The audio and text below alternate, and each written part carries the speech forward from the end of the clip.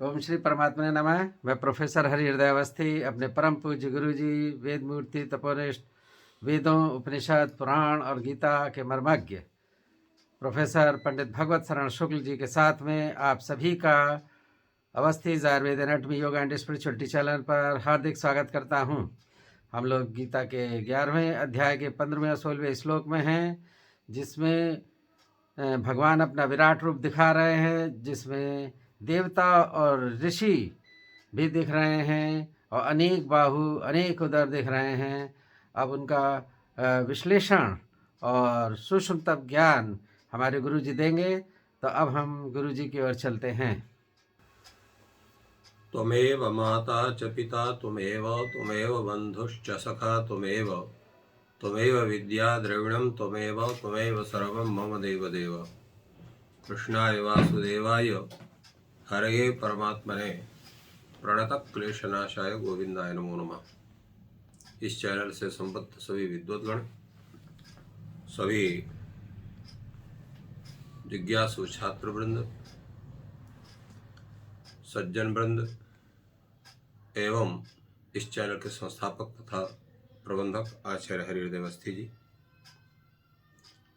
हम लोग गीता ज्ञान यज्ञ के इस प्रकरण में 11वें अध्याय की चर्चा कर रहे हैं, जिसमें भगवान के उस दिव्य अलौकिक और अनेक आश्चर्यों से युक्त जो विराट स्वरूप है, उसका दर्शन करके अर्जुन भगवान के उस दिव्य स्वरूप को देख करके और क्या क्या वो देख रहा है उसका वर्णन कर रहा है और भगवान के प्रति आश्चर्य उनके स्वरूप के प्रति कर रहा है।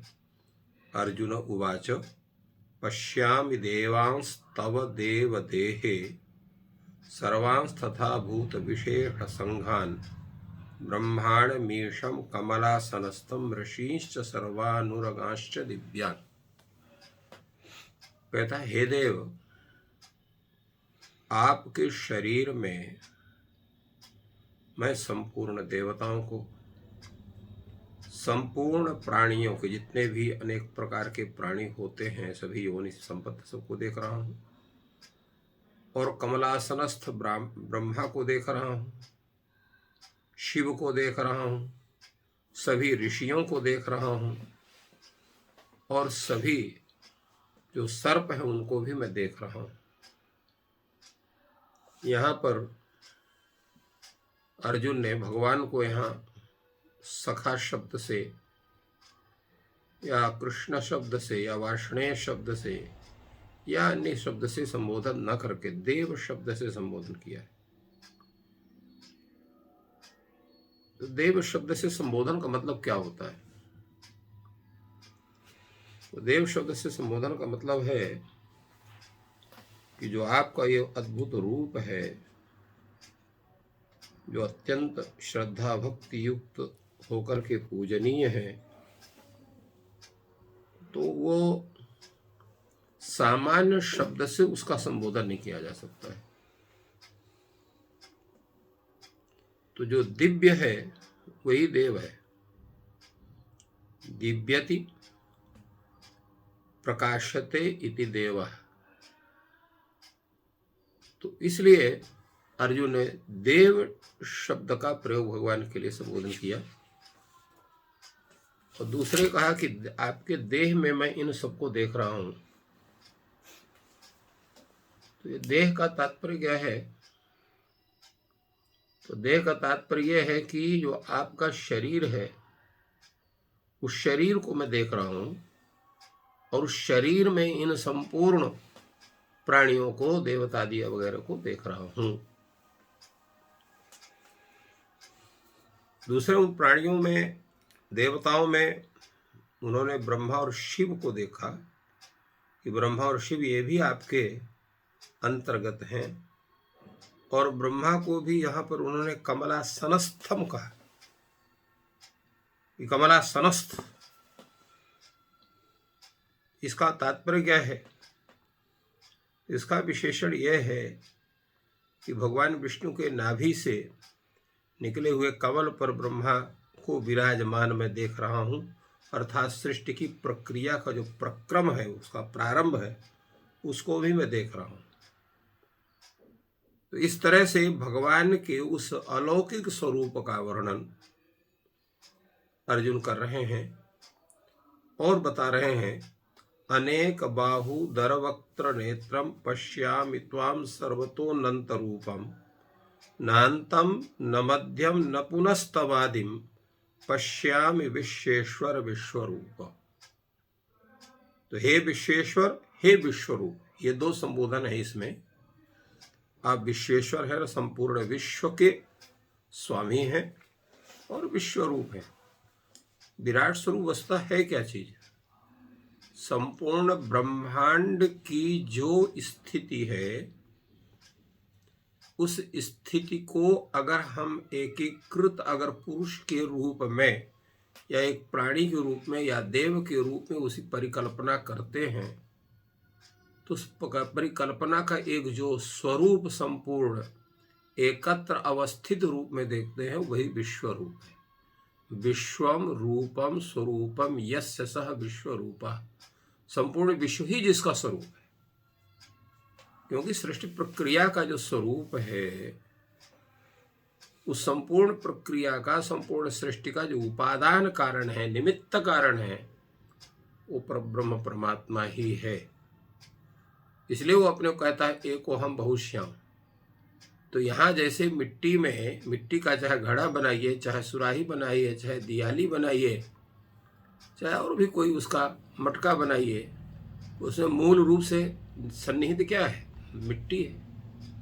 उसीलिए संपूर्ण विश्व के जितने भी पदार्थ हैं, संपूर्ण विश्व की जो संरचना है, वो संरचना किसके द्वारा हुई है? वो परमात्मा के द्वारा हुई है। तो ये भी परमात्मामय ही है संपूर्ण।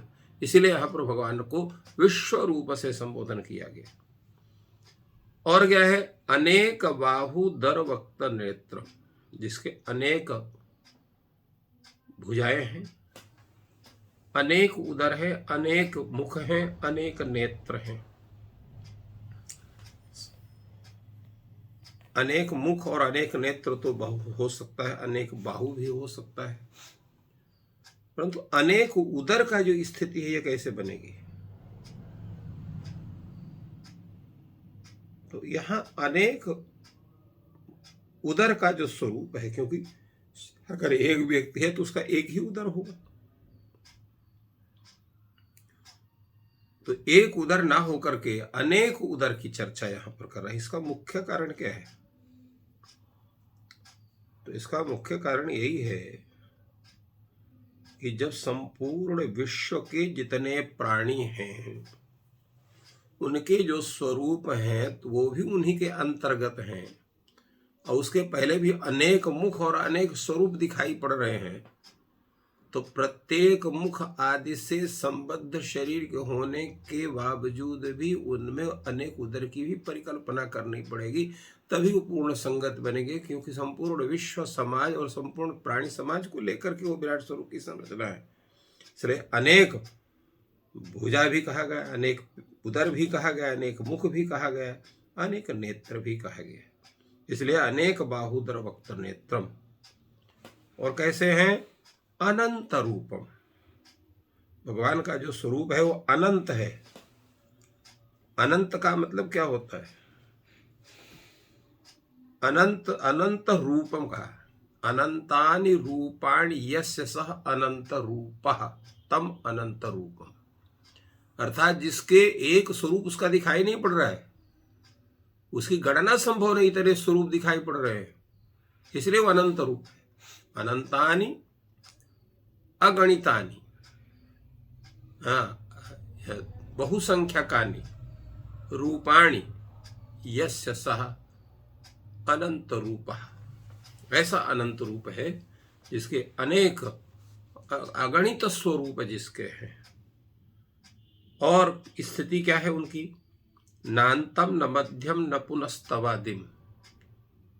वो शरीर जो है विराट स्वरूप का, कहाँ से प्रारंभ हुआ है वो भी नहीं पता चल रहा है,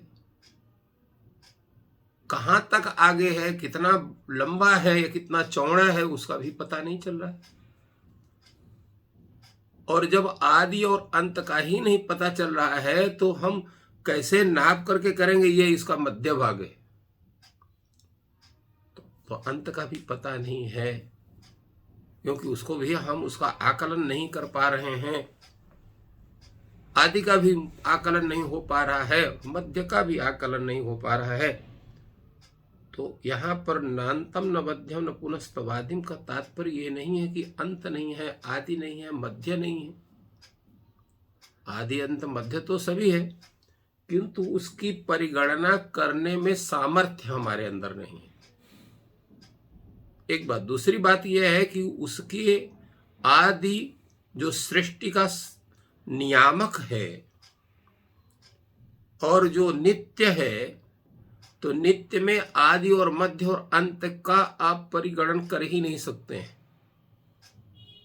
जैसे एक चक्र है तो चक्र गोला हुआ पूरा, उसको अब उसको कहां से आप कहेंगे कि यहां से इसका प्रारंभ हो रहा है, यहां से अंत्य हो रहा है।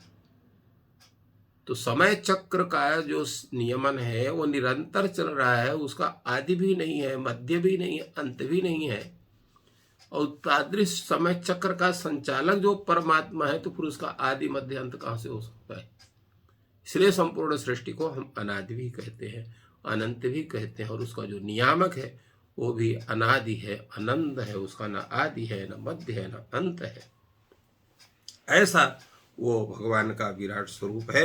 अर्जुन कहते हैं मैं उस स्वरूप का दर्शन कर रहा हूं जिसमें अनेक बाहु हैं, अनेक उदर हैं, अनेक मुख हैं, अनेक नेत्र हैं, जो अनंत स्वरूप है। अनेक स्वरूप उसमें दिखाई पड़ रहे हैं, उसका मध्य आदि अंत कहीं दिखाई नहीं पड़ रहा है। ऐसे विश्वेश्वर स्वरूप को अहम पश्यामि, मैं उनको देख रहा हूं। और उस स्वरूप की स्थिति क्या है?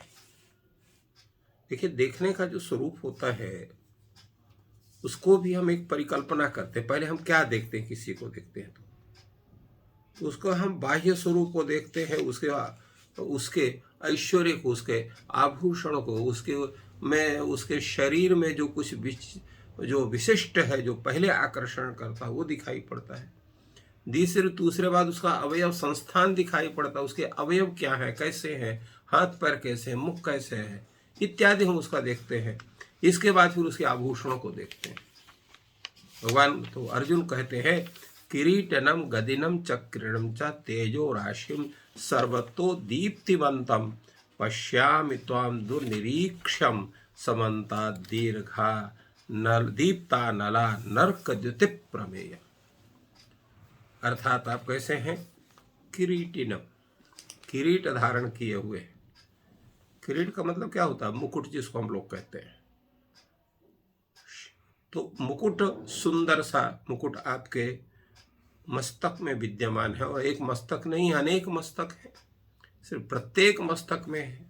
दूसरे क्या है? आप गदा धारण किए, गदिनम, गदा है, गदा अस्ति अस्य असौ गदीतम गदिनम।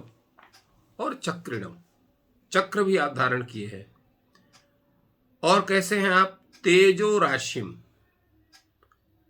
संपूर्ण जितनी तेज की हम परिकल्पना कर सकते हैं। अभी पूर्व में आया था कि भगवान का जो दिव्य स्वरूप है, 1000 सूर्य एक साथ उदित हो, उनका जितना प्रकाश होता उससे भी कहीं अधिक प्रकाश भगवान के उस विराट स्वरूप से निकल रहा है। तो इसलिए आप क्या है? तेजो राशि हैं। तेजसाम राशि ही थी, तेजो राशि। संपूर्ण जितने भी तेज हो सकते हैं उसकी राशि है, उसका आप मुख्य स्थान है, आश्रय स्थान है। और सर्वतो दीप्तिमंतम, सर्वतः सभी तरफ से, सर्वतः परितः दीप्तिमंतम, अन्य सभी तरफ से आपका जो है वो प्रकाश निकल रहा है, दीप्तिमान है आप। चारों तरफ से आपका प्रकाश फैला हुआ है। संपूर्ण विश्व, संपूर्ण सृष्टि प्रकाशित हो रही है आपके प्रकाश से। और कैसे हैं आप? दुर्निरीक्षम, बड़े मुश्किल से आपको देखा जा सकता है। साधारण व्यक्ति आपको देख नहीं सकता है। और यहाँ तक कि भगवान श्री कृष्ण भी अपने उस दिव्य स्वरूप के अवलोकन के लिए अर्जुन को दिव्य शक्ति दी, दिव्य दृष्टि दी, तभी उसका दर्शन कर पाए, अन्यथा दर्शन नहीं कर सकते थे। इसलिए दुर्निरीक्षम और समन्ता दीप्ता नल नलार्क द्युतिम, चारों तरफ से आपका जो स्वरूप है वो क्या है? तो दीप्त अनल अर्क द्युतिम, अत्यंत प्रज्वलित अग्नि और सूर्य का जो प्रकाश हो सकता है वो प्रकाश की स्थिति आपके शरीर में है।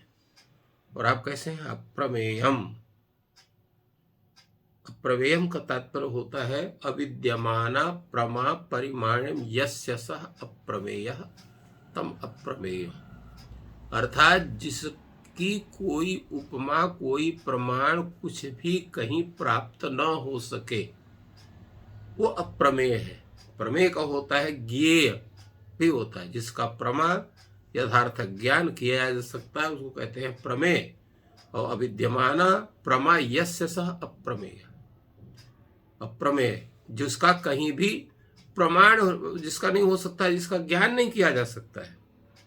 ज्ञान करने की स्थिति तब बनती है जब वो हमारे ज्ञानेंद्रियों के विषय बने, बुद्धि का विषय बने। और बुद्धि का विषय तभी बनेगा जब उसका पूर्ण साक्षात्कार या अनुमान या कुछ भी हो सकता है। तो कुछ भी हम नहीं कर सकते हैं, उसका संपूर्ण साक्षात्कार नहीं कर सकते, प्रत्यक्ष प्रमाण नहीं हो सकता है, क्योंकि उससे संबंध कोई हेतु नहीं, इसलिए अनुमान प्रमाण नहीं हो सकता है। कहें शब्द प्रमाण से उसका ज्ञान करें तो भी नहीं कर सकते हैं, क्योंकि वेद भी कहते हैं नेति नेति, उस परमात्मा के विषय का पूरा ज्ञान हमको भी नहीं है। वेद ऐसा कहते हैं, न इति, इसलिए अप्रमेय।